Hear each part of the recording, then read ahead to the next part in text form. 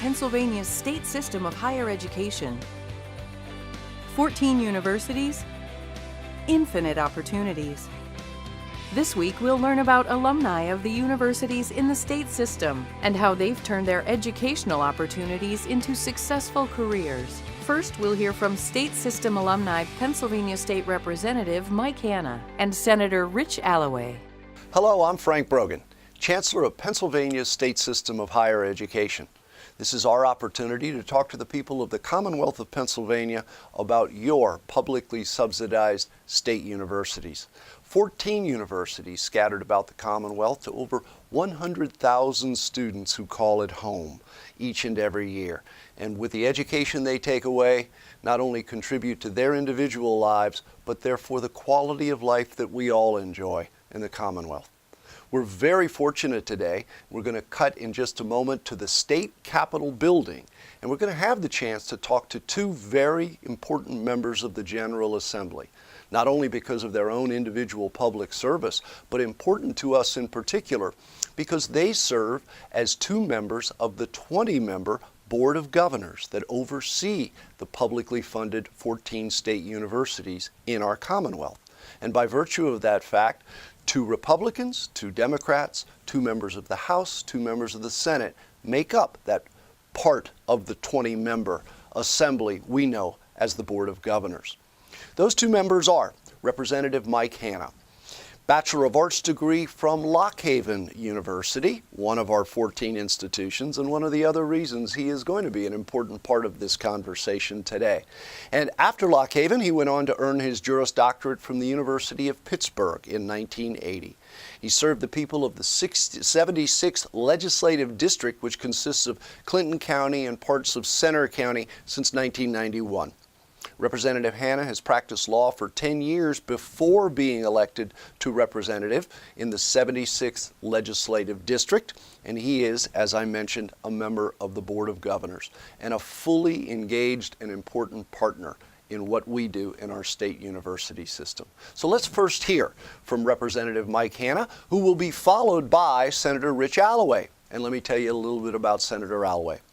He has a bachelor's degree in government from Shippensburg University and graduated from Widener Law School in 2002. Senator Alloway was elected to his first term in the Senate in 2008, and Senator Alloway is currently serving his second term representing the 33rd District, which includes all of Adams County and portions of Cumberland, Franklin, and York counties. It's a wide swath. Prior to his election to the Senate, Senator Alloway served as a magisterial district judge for 4 years and also, as I mentioned, a fellow member of the Board of Governors with Representative Mike Hanna. Let's turn our attention to Representative Hanna and hear what he has to say about his role as a member of Board of Governors and member of the General Assembly. In looking at colleges, one of the things that coming from a family of 5, one of the big things was cost. Lock Haven wasn't part of the state system at the time I went in 1973, but the mission statement now, of course, is a quality education at an affordable price. And that applied to Lock Haven in the 70s, and it made very good sense to me to get the quality education at the affordable price. I have family history there as well. I'm from Lock Haven. A number of Hannas that have graduated from Lock Haven. My father got his teaching certification from there. So it was just a good fit for me, and it proved to be a really good choice. What Lock Haven did initially was get me into law school. I was very successful in getting into University of Pittsburgh Law School, which once again is rated as one of the best values in a law education. And Lock Haven University prepared me very well for that. And the professors at Lock Haven University kind of directed me towards Pittsburgh and helped me get in there. So, you know, Lock Haven in the early stages of my career got me into law school and got me into my first profession, which worked out very well for me. I was very successful in a firm that I practiced with for about 12 years, and we did a lot of general practice of law in the small town of Lock Haven. And my law career, as well as my Lock Haven University education, prepared me very well for this career as well. And I think the state system schools as a whole are very effective at helping students not just get a quality education. I mean, a broad education, a university education, but they also prepare you for specific careers, which is, that's kind of multitasking that the universities do. That's so very, very important. We want to teach students how to learn so that they become lifelong learners, but we also want to give them specific schools that they can immediately translate into a specific career and be successful. And Lock Haven University did that for me. Over the last 25 years, I've been a legislator, and here for the last 5 years, I've been the Democratic whip. I got to keep my party together and all of them focused on the goal as we move forward. And for the last 5 years, I've had the privilege of doing that. And it's been a very challenging career, but a career that, once again, Lock Haven prepared me for. I was a student government president at Lock Haven, and I was a political science major. So a lot of what I learned at Lock Haven University translates directly to this job. Lock Haven did a lot for me, and I owe Lock Haven a lot. And Lock Haven University is, I think, a wonderful institution. It understands the role that it needs to play in our state system of higher education, and really delivers for students, really gets them prepared for a career. They take their students as family and nurture them and make sure that they succeed. But the other thing that's really impressive about Lock Haven and about our state system as a whole is that we continue to evolve. Lock Haven gets better, and I'm not just talking about the education. I mean, the education, I believe, gets better all the time, but the facilities. Lock Haven is focused on improving and on continuing to make sure that our university is prepared and able to deliver for students. So it's not a static thing. The university system continues to evolve, our students continue to evolve, our professors continue to evolve.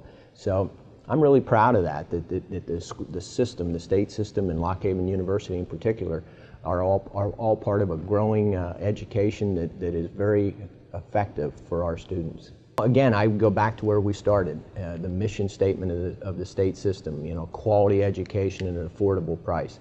That's got to be our #1 selling point. The Haven, as it's known now, is going to give you a quality education, and it's going to be affordable. But there's also an additional attraction. I have friends who came to Lock Haven University when I was there in the 70s. And those friends came from New Jersey, from Philadelphia, from Harrisburg. A lot of them are still there. And some that moved back home have now approached retirement, and several of them have bought retirement homes in the area. Lock Haven is that kind of community. The university is that kind of university. It welcomes students, it makes you part of the community, and if a student is looking for that type of wholesome education, positive community, then Lock Haven's the place for them. So I would recommend Lock Haven University highly. We very much appreciate the comments by Representative Hanna. We're now going to turn our attention to Senator Rich Alloway, a great partner in higher education and specifically in our state university system. Senator Alloway. Well, honestly, I chose Shippensburg University for two reasons. One, the location. I lived about 10 minutes away from the university, so I was a commuter. I did not live on campus. And two, the cost. I looked around at about a half a dozen other universities, a couple of them out of state, and I actually applied to them, but they were 2 and 3 times what the cost of Shippensburg was going to be. And you know, in our area of South Central Pennsylvania, Shippensburg has a great reputation as being a good state institution school. I'll tell you a little story about my history with Shippensburg, and just tell you that I am indeed grateful, because when I first graduated from high school in 1986 and I went to college at Shipp, I was an accounting major. And of course, I didn't know why I was there, and I didn't know why I was even an accounting major, except my dad said, you know, accountants make money, you need to go be an accountant. Like, okay, I'll be an accountant. That was all good, except I wasn't very good at it. And you know, I was going to school full time in a major that I didn't really understand and didn't like. And I was also, you know, I had, my job basically was about 25 to 30 hours a week. So it just wasn't conducive for a good relationship between student and school. And after 3 years, I ended up flunking out I joke around about it now. I do, because at the time they sent me a letter and said that they were going to suspend me, and I said, the joke's on you, I'm quitting. So I walked out the door and I went and ran some small businesses, and I'll never forget the day when I decided to go back to Shippensburg. A friend and I had a landscape business, and we put in yards, and we had rakes and straw and did everything by hand. And there was this huge yard we were doing one day, and it was 100 degrees out. I'll never forget it. I was sunburnt and sweaty at the end of the day. I was all broken out in my arms from the straw. And I remember thinking, there has to be something better for me in life, and I need to get back to school. So when I went back to reapply at Shippensburg, they were a little bit like, oh, okay, so you went back in now. Let's look at your grades. Oh, they weren't so good. And I said, just give me a chance. Give me a chance to show what I can do. I know why I want to be here now. And so they let me back into school. I changed my major to government, and I was an AB student the rest of the time, because I knew why I was there. I wanted to be there. I put the time and the focus in school, which was my #1 priority, whereas before it wasn't. So without SHIP really giving me the chance to come back and prove myself, I would have never gone. And then from there, just one door after another continually opened for me. And again, having my college degree, having some real world experience helped get me into law school, and that helped get me to the next level. And I actually, my first political job was a magisterial district judge. I was a local judge for a couple of years, and that was the first job that I ran for, and I really enjoyed that, and I thought I would stay there for quite a while. But then the Senate seat opened up, and I thought, you know what, I'm young, I'm ready to go. If I don't take this shot now, I'll never get it again. So I quit my judge job and ran for this. Usually when I talk to school students, they say, what do you do all day? What's your job like? And there's no real job definition of being in the state Senate. You do so much every day. You meet with constituents every day. I tour businesses. I respond to a lot of emails. I get lots of phone calls. When you're in Harrisburg, it's a little more steady, and you know what your schedule's going to be. But when you're down in the district, you just never know. It can be anything. And it starts in the morning, usually at 7:30, 8 o'clock, and ends at 8 or 9 o'clock at night. There's always some breakfast event you have to go to. There's always some evening event you have to go to. So it really is a non-traditional job. Honestly, without Shippensburg, I wouldn't be here. There's no doubt about it. Shippensburg was the catalyst. It was actually the key that opened up all the future doors for me. We want to thank very specially the two members of the General Assembly who joined us on this episode, not only for being with us, but especially for the contributions that they continue to make to our Pennsylvania state system of higher education and the Commonwealth of Pennsylvania. Coming up next, we go to Millersville University to find out how one alumnus learned to focus his creative ideas into finished stories. I've always been interested in film and video. In high school, I knew that I was good at telling stories with cameras, and it just really kind of evolved into this profession after a while. And Millersville really helped me to hone that passion into a working profession. At Millersville, the comm department, they really allowed their students to take some risks. Because as a student in communication or a student of broadcast, you're full of ideas. You've got all this energy that needs to be focused.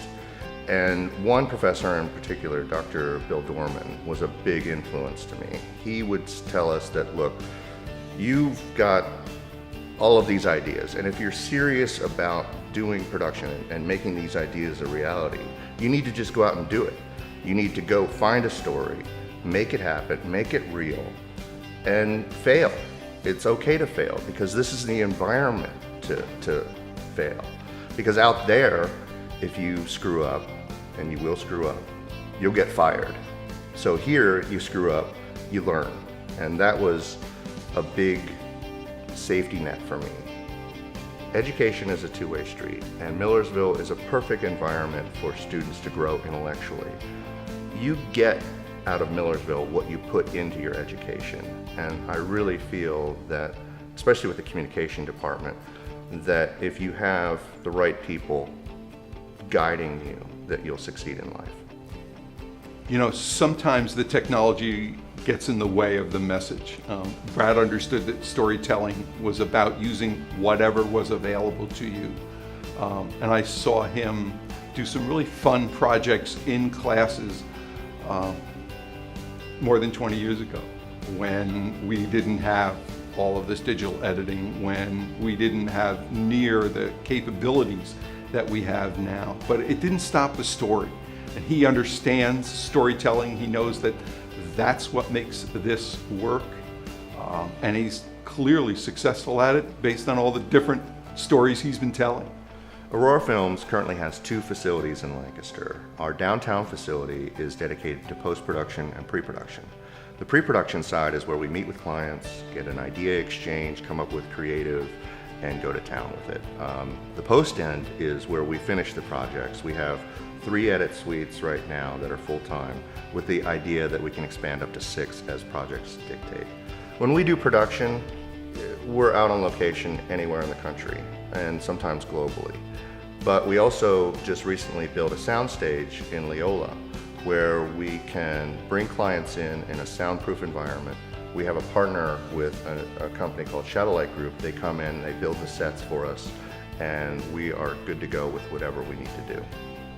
The students that we've gotten from Millersville, they're hardworking, they're creative, they're intelligent, and from a business perspective, it just makes total sense for us to take advantage of that program.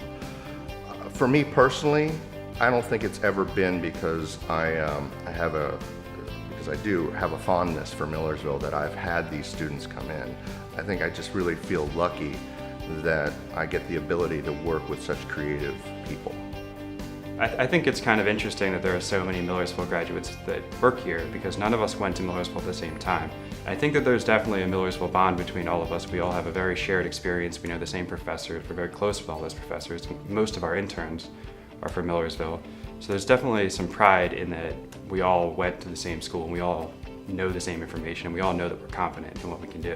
I would really like to thank Millersville University and the communication department, and particularly Dr. Dorman for putting up with me as a student. As a student, I had a lot of energy, and he really taught me that it's just not good enough to have a great idea. You need to have the courage, the confidence, and the education to be able to take that idea and make it a reality. And I'll never forget that, and I'm forever grateful. In 1934, 22 people started a financial cooperative.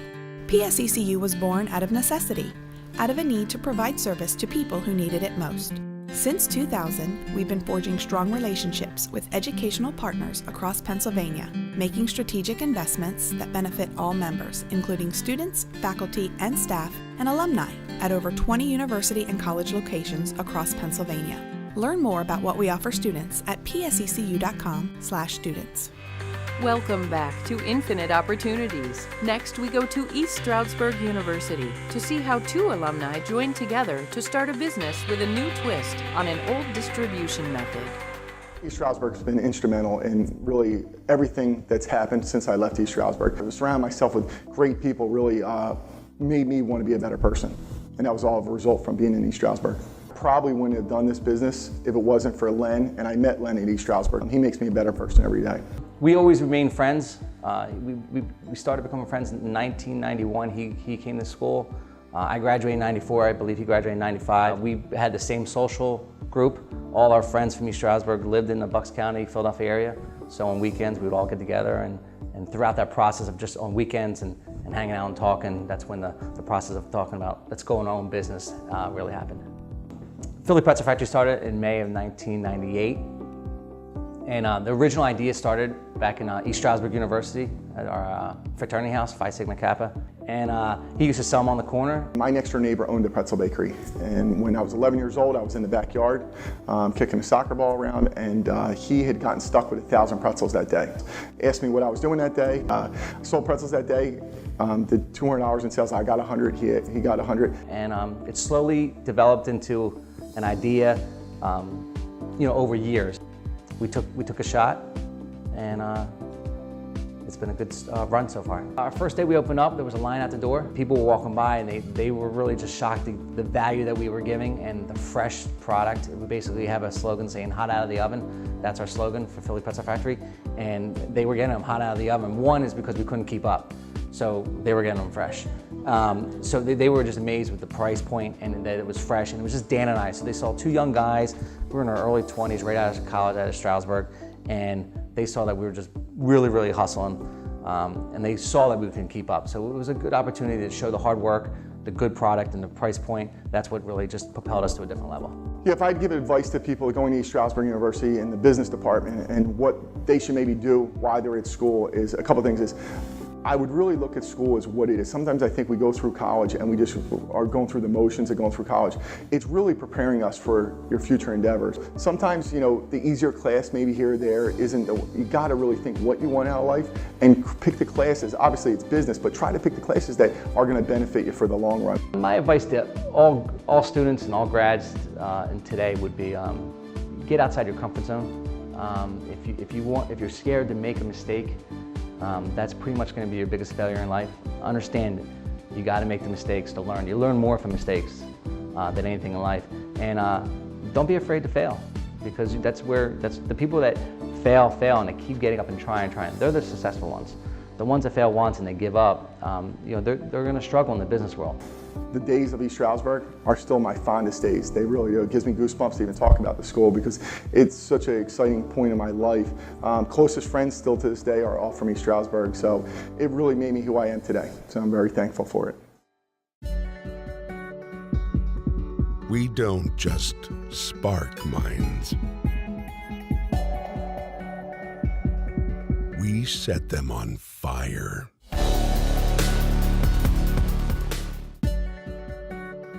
We build character. Character builds success. Celebrating 150 years. I wake up at 2:30 every morning to start my day. I'll shoot a live segment, then minutes later go out to cover something in the community. Even on the hardest days, I always remember being in my Clarion dorm room and just hoping that this exact moment would happen. No matter what I do, no matter how far I go, I always think about my Clarion professors and how they helped make me the confident woman I am today. Welcome back to Infinite Opportunities. Next, we go to Indiana University of Pennsylvania to meet one alumnus who achieved success in the entertainment industry.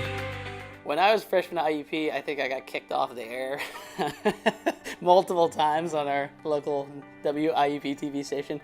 You learn from every little mistake, and some great professors along the way be like, let me show you how to do it. If you have an idea and you have the drive and the passion and the and the time, you can make it happen. So right now I'm a producer at Fox Sports West, where we do a lot of live sports productions, and we work with teams like the LA Kings, the LA Dodgers, the Clippers, all the big LA markets, Anaheim Ducks. And we do a live pre and post game show before and after every game. IUP absolutely prepared me for my career right out of the gate. I was 22 years old, I was in New York City, and I was at HBO, and I was like, how did I get here? IUP. And it wasn't one specific professor or one specific class per se, but it was this all-encompassing experience that I had at IUP that I was ready to go. It's a good college experience, like across the board. You know, yeah, I had my fun, but I got my work done too, and I like spending time in the basement of Davis Hall and just and making TV shows with fellow students who had the same passion, the same kind of hopes, dreams, desires that we all had there at the time.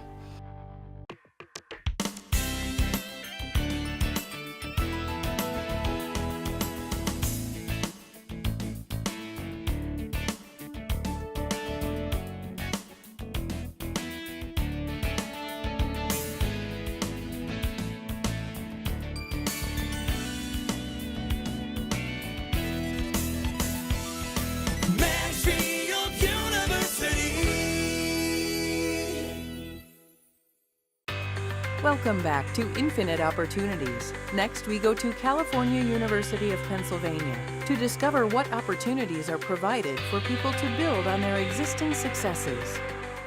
I've been teaching, and I loved teaching, loved what I was doing, but I just thought at this point in my career was where I could do more for the kids by being a principal and being in charge of an entire school. My undergraduate experience is exactly what drew me back to Cal U to get my master's degree. I made great relationships with Cal U, and I knew I was going to get a great education if I came back for my master's. I searched for a very long time to find a program like Cal U's because it was specifically a Master of Science, and the degree course that was offered here was so unique that it was an easy decision. I own an outdoor fitness company called Rough Fit in Tustin, California. Health and fitness is my passion, and I really just want to help as many people as I can learn, and I think the more educated I am, the more I can help others in their goals and their fitness. I was laid off, and my friend, who is a counselor, said, Maxine, why don't you just go back to Cal and you can go under the Cap 60 and you can go with tuition free and you can just pay your fees, and wouldn't it be wonderful? And I said, I think that's a good idea, so that's what we did. Especially the leadership classes, they really helped me to develop into the kind of person to help lead our school. And there are so many experiences built into every class to allow you to put that skill set to work. From admissions to graduation, the faculty and staff have been incredible. I was just stunned. The pitfalls that I thought I would encounter disappeared because of the pleasant demeanor and willingness to help of everybody here at the university. To be a counselor is really a calling. It's something I believe I was meant to do. And they have taught us to be caring and understanding of these clients. And the whole point for me in counseling is to make a difference. I want to have a greater effect on the school, and I want to have a greater effect on our community, and I think the degree has helped me to fulfill that. This is something that will prepare me to go into the private sector. It has been a great experience, and I would recommend it, to anyone. It's never too late, because education is part of our journey. They do everything that you need to prepare you for what's going to happen in the real world afterwards. Cal U has a great vision for the future. They're adapting to some changing times, but the student remains their focus, and they remain with their kind of small town sensibilities with a big time vision. Come back next week to learn more of the infinite opportunities at the state system's 14 universities, or visit us online.